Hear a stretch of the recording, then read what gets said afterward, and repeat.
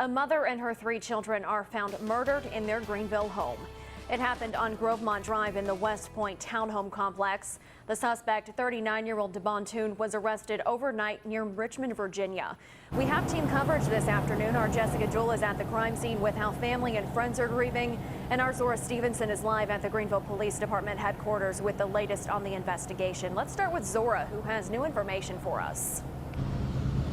We just learned from police officers that people and officers were called out to check on the mother, Garlett Howard, on Monday after she didn't show up for work. There wasn't enough information at that time to take anybody into custody or to look further into it. Actually, at that time, they didn't even make any contact with her. It was a second phone call yesterday that prompted police to force entry and find the 4 victims. Police spent hours processing information. What they're still trying to do is put a timeline of events together. Now, what we do know is on Monday, like I said, Howard's job called police worried because she didn't show up. Police say there was no indication at that time that she was in any danger, so they didn't try to contact her, didn't try to go inside the house. And then yesterday, DeBontoon, the suspect's family, called police because they thought the mother and her girls were in danger. They had not contacted her. She had just not shown up for work.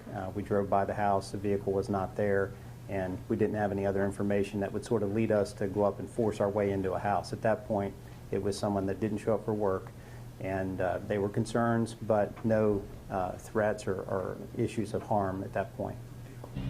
Hours after the bodies were found, the suspect was caught in Richmond. He's expected to be extradited back to Greenville on Friday. Police do tell us he had some family members in the area, but they didn't go into detail about how they caught him. They did say they had some assistance from agencies in Richmond. Police want this situation to be a reminder for the community that if you see something, say something. If you see anything odd going on in your neighborhood, report it. And again, we did talk to the victim's family. They say they thank everybody for their condolences, and of course, this is a very, very hard time.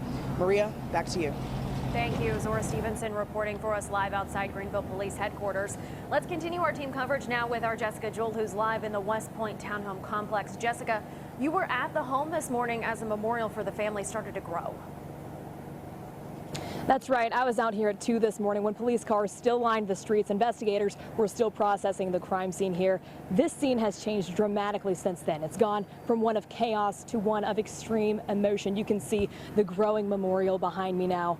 One point that really touched me this morning, a man stopped by and dropped off some of these flowers and said he didn't know anyone who lived there, no one in the family. He just wanted to offer his support. I've spoken with several community members and neighbors who have stopped by today who tell me maybe they shared a passing hello, a friendly wave, but they didn't really know anyone who lived in this home. They do share a common thought, though. They can't believe something so horrific happened right in their neighborhood. It was just horrible when I found out what happened, but that could have happened anywhere. It's not indicative of this particular neighborhood because we have been working really closely with the police. West Point Townhomes started a neighborhood watch a few years ago after a drug-related shooting. As you just heard, the leader of that neighborhood watch tells me they've been working to make the community as safe as possible in the wake of this tragedy. Neighbors tell me they want to come together to do whatever it takes to make sure nothing like this ever happens again. Live in Greenville, Jessica Jewell, 9 on your side. Thank you so much, Jessica. Now stay with WNCT on air and online at WNCT.com as this story continues to develop. We'll have the very latest on the investigation as the suspect heads to Richmond City Court tomorrow morning and then again back to North Carolina on Friday.